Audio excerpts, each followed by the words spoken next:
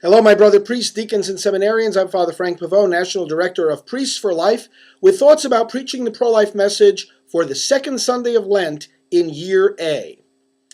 The second reading tells us today that Jesus Christ destroyed death and brought about life.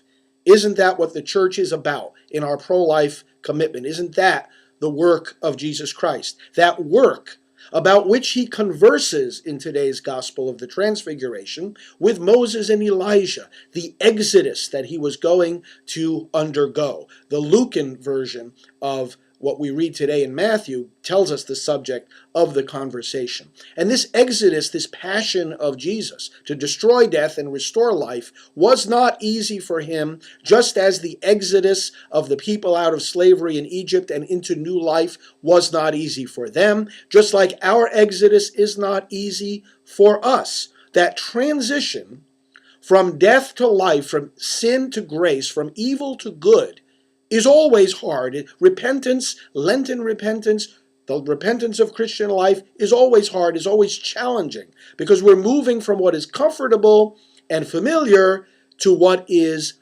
uncomfortable, unfamiliar, and challenging, even scary, even though we know it's good. And of course, that is what comes across in the first reading in the call to Abram. Go to a land that I will show you. God didn't show him in advance. He said, trust me and follow. Come with me into the unfamiliar. Well, this is what we have to accept in trying to build the culture of life. When we say to a nation, stop aborting your children, we want a nation where this child killing doesn't happen anymore. Many people will oppose that not because they think abortion is okay, but because they think it's too late to change things.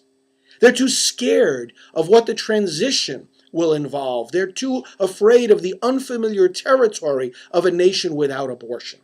We even see this in the court decisions that have reaffirmed Roe v. Wade. What will we do now that women have come to rely on abortion as an option? What can we possibly do? Some people will ask, what will happen when we have all these babies, that these millions of babies that now were aborted? What if they were around? What would we do?